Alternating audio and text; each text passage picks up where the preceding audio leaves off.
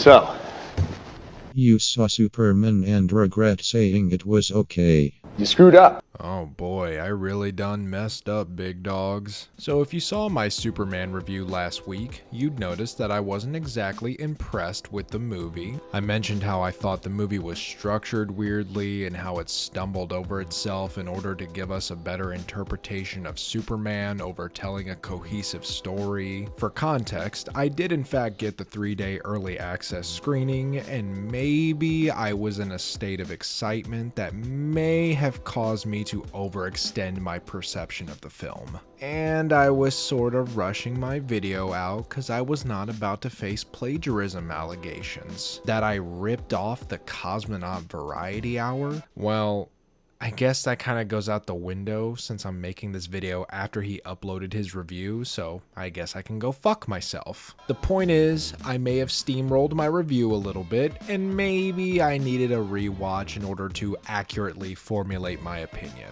Something most people are afraid to tell you is that opinions change like the tides, and sometimes you may like or dislike things differently than you had originally perceived. Plus, as an extra layer of context, my early screening was at Regal, and I do not recommend going there to watch movies. I do not care if it's nicer than your apartment.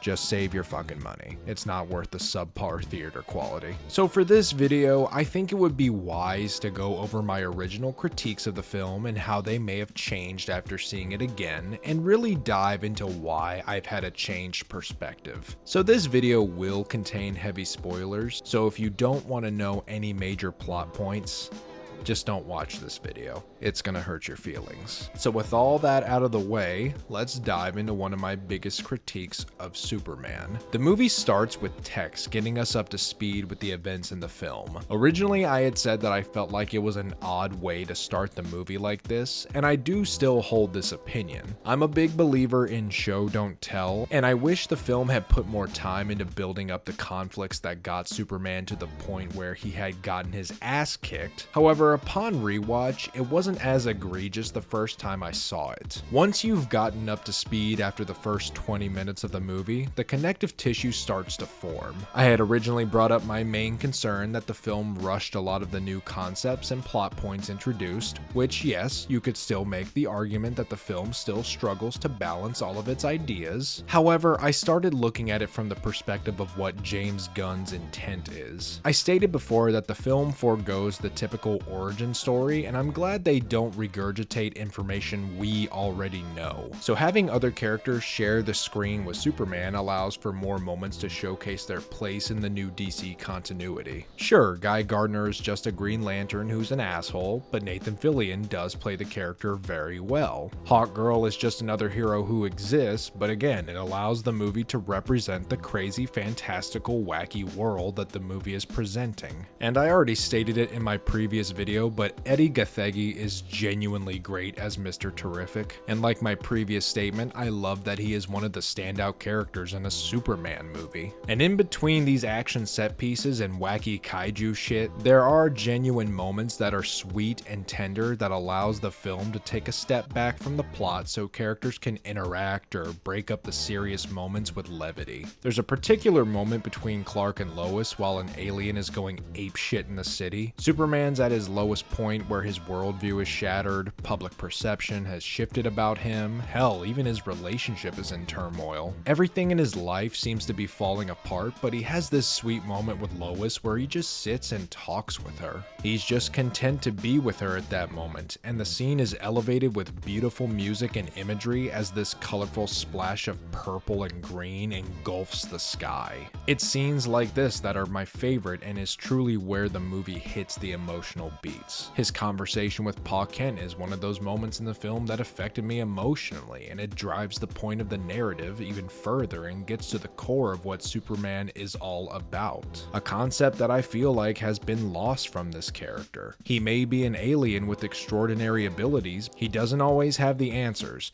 he's not able to completely balance his life and his duties as Superman, but at the end of the day, what makes this character work is the fact that despite the many conflicts and challenges challenges that are thrown his way, he still manages to find another way. This is also carried by the performances, and like I said in my previous video, David Corenswet is really good as Superman. I've seen a lot of people claim that he's good, but Christopher Reeves will always be the best Superman. Now, you're allowed to think that. However, I'm of the opinion that he's a product of the time. Yeah, he embodies the character very well, but it's the bare minimum for what I expect from Superman. It was made for an audience who doesn't give a fuck about Superman, and at the time, it worked. But living in the year 2025 has made me realize that sometimes what came before isn't always the best. I mean, if that's how I felt, then Michael Keaton would be my favorite Batman, and you guys already know how I feel about Robert Pattinson. So while I respect what Christopher Reeves brought to the character, David Corenswet completely embodies this role, down to his most minute character traits. Seeing him go out of his way to save every single person he can, even if it's as something as minuscule as a fucking squirrel. This is also carried by the fact that his personal relationships are also really good. I said it before, but I love seeing his relationship with Lois and how they're two people with completely different lives trying to navigate through their regular everyday lives while trying to mend the weird gap in their relationship. The way their worldviews clash as someone who has the ability to take action without a second thought juxtaposed to someone who relies on their abilities as a reporter in order to break a story and expose the truth. They have completely different methods of solving issues, yet want to make positive changes for the situation that they're both in.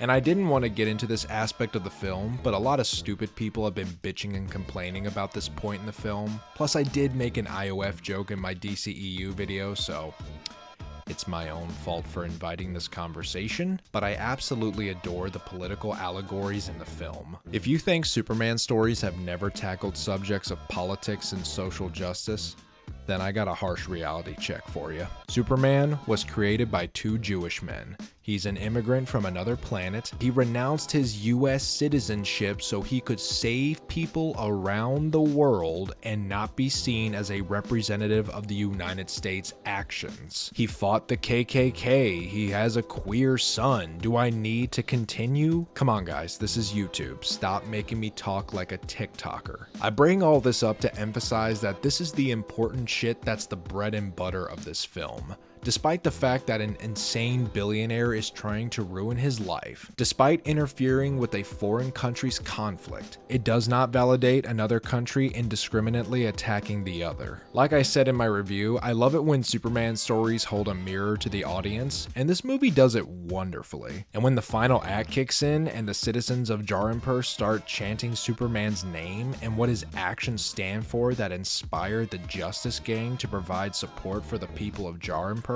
I'm not gonna lie, this shit had me a little misty-eyed. Meanwhile, Superman and the GOAT Mr. Terrific are trying to stop a black hole from destroying the planet while fighting two other Super Saiyans. And just like my previous critiques, while there is a whole lot going on in the final act, I was looking at it in a very obtuse way. The movie never told me that Ultraman and the Engineer are the main villains of the movie. They exist to be the only people who can physically dominate Superman and to progress the plot. So me being over analytical about characters that serve very straightforward purposes was not fair. All these events converge on one person who is the sole main villain of the movie, who I may remind all of you is the greatest performance in the entire movie. Nicholas Hoult is so goddamn good as this character, it's honestly kind of embarrassing that he's in this movie. But my point being is that there are characters who get a chance to shine alongside Superman, and I love the framework that the movie is setting up future projects for the DCU, and we get a little glimpse into the wackiness that is commonplace in this universe. I mean, most people don't even give a fuck that there is a giant kaiju wreaking havoc on the city. The main Daily Planet characters don't care because they know Superman has it under control, and they literally escape the city in a fucking UFO. Now, the last talking point I want to address is my critique of the editing in the movie. Now, I still stand by the fact fact that there are some awkward ass cuts in the movie. However, that does not mean that the directing slacks in this one. I was a little overzealous with my analysis, and I acknowledge that the action in the movie is pretty fucking zesty. I mean, the way he directs the camera during action scenes and how the wide angle camera lens demonstrates the scale of Superman's speed is just so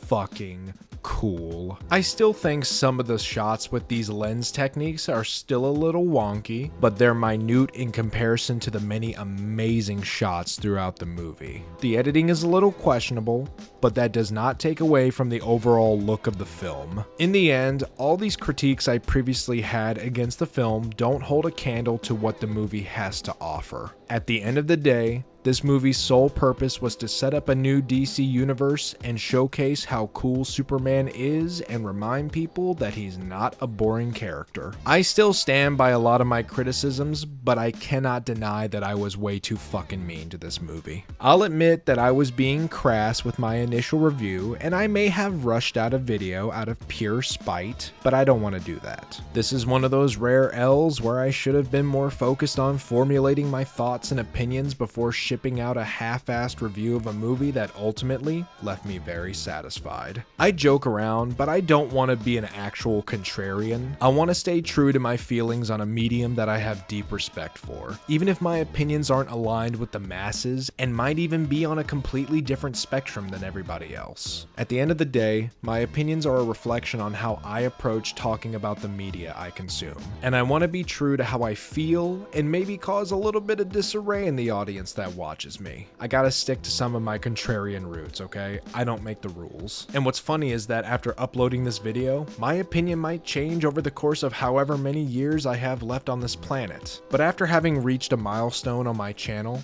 I don't want to mislead my audience or allow spite to dictate why I make content. I'm just here to talk about things, bro. And in regards to Superman, this is my first L, and I'll take it on the chest and just move along. Originally, I had given Superman a 6 out of 10, and after having seen it 3 times and thoroughly formulating my feelings on the movie, this is where I bark like a dog and change my official score from a 6 out of 10 to an 8 out of 10.